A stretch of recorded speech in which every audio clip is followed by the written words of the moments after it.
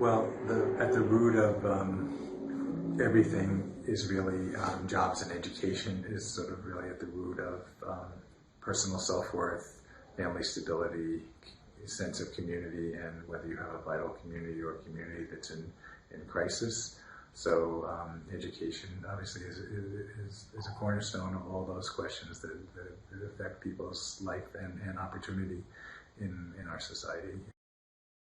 My name is Julie Hancock. I'm a third-year law student here at Northeastern. My name is Debbie Hancock. I'm an assistant principal in the Brockton Public School System, and then my husband was on the school committee. Louis Finfer. I'm the director of the Massachusetts Communities Action Network. So in relation to the original lawsuit, Julie Hancock versus David Driscoll, Commissioner of Education, Massachusetts, I was the lead plaintiff, and I got involved starting when I was in 5th grade, so about 14 years ago. So the point of the lawsuit was to get more funding for schools in lower income communities. These are what are called gateway cities. They have very, higher unemployment, lower graduation rates. They're very, very troubling figures on third grade reading rates, which is one of the key points of opportunity or where you're going in your life. Well, 2 of my children, but Julie mainly, who was the lead plaintiff, was in a classroom. I believe there were 37, 38 children in her class. My daughter Courtney had 40 in her 1st grade classroom. There weren't enough seats in the classroom for all the students that there were, and they couldn't take their textbooks home to do homework because they didn't have enough textbooks. They had to share in the classroom. So that's why Julie, my husband, being on the school committee, got Julie to be the lead plaintiff in the equitable funding lawsuit. So in Brockton, there's definitely a lack of technology. There were a lot of older books being used. There were overcrowded classrooms. I can remember when the case was brought to the SJC in high school, and I had to speak at some conventions, and they would want specific examples as well. I remember talking about my history class, and there were literally students that had to sit on the heaters because there wasn't enough desks or seats. Not everyone even had a desk to write on, which I think is just a little bit crazy in a learning environment. The ruling of Judge Botford was clear that she, in her findings, were that more needed to be done for the school systems in the communities like Brockton, where there isn't enough tax levy to provide a foundation level of funding for education per student foundation value. There's not enough tax revenue from these communities that have lower values on their properties. So the whole concept, I think, of property taxes being the tool, the mechanism to fund education is flawed from the start. And that's really, I think that's probably one of the premises of the whole lawsuit from the start.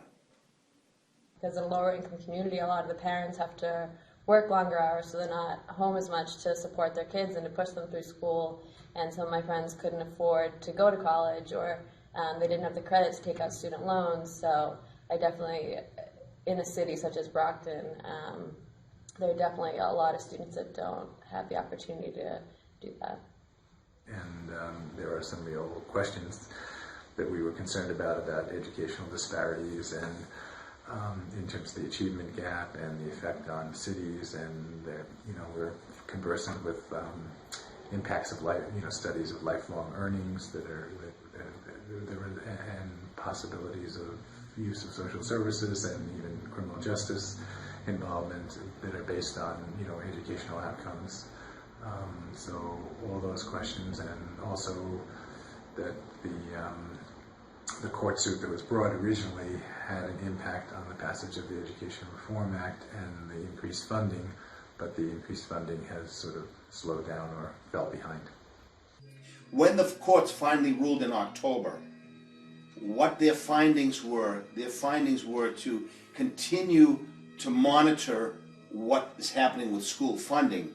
So they didn't take a position necessarily for or against. They agreed with the findings that more needed to be done, but they felt that there was enough progress already made that they weren't going to issue a positive finding that was an enforcement finding that would have required the legislature to provide additional funding for education. They wanted to continue to monitor it. Later in college, after the lawsuit, I did a project on education as well because it was something I was passionate about, and I visited other schools to compare lower income communities to wealthier districts such as Wellesley, and it was just such a stark difference, even by the time I was in college, which was years later, just to see the comparison of the technology in the Wellesley public schools and the way the classrooms were set up and the resources that they had versus visiting my old high school and still seeing that some changes had been made, but it just wasn't even close to equal to what some of the wealthier districts had. The class sizes, I'm seeing them start to increase now. They went down, kindergarten classes were down to about 21, 22. As of today, our kindergarten classes have between 29 and 32 children in a kindergarten classroom.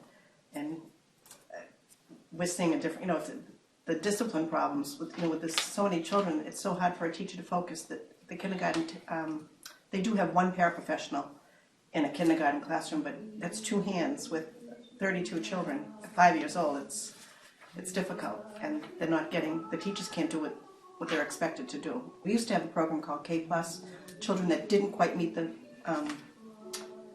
skills enough to go to first grade. We would hold them 1 year holding a K+ program, and then they would be ready to go into first grade. We no longer have the funding for that program, so now we're holding them back, repeating kindergarten. The governor is seeking more money for education and transportation and other uses, and a number of legislators are, and we're part of a coalition that's working for this, and there's certainly a good chance that an inadequate, there'll be not a full response to this by what the legislature is willing to pass. So that even though we're still hopeful something will happen, we're probably cognizant not enough will happen, so all the questions that are being examined will still be relevant. Well, I hope that this project will definitely show that there's still a need for this lawsuit to be brought, because when the case was brought to the SJC and they made their final ruling, they recognized that changes needed to be made, but they were giving the state more time to make those changes. And I think now, let's see, the lawsuit was at the SJC, I want to say they made their decision in 2005, and so now, this many years later, to still see those school districts and to see that some changes have been made, but not enough to put them at an equal level to the education that students in wealthier districts are getting. I hope that this project will show that another lawsuit needs to be brought and that changes need to be made.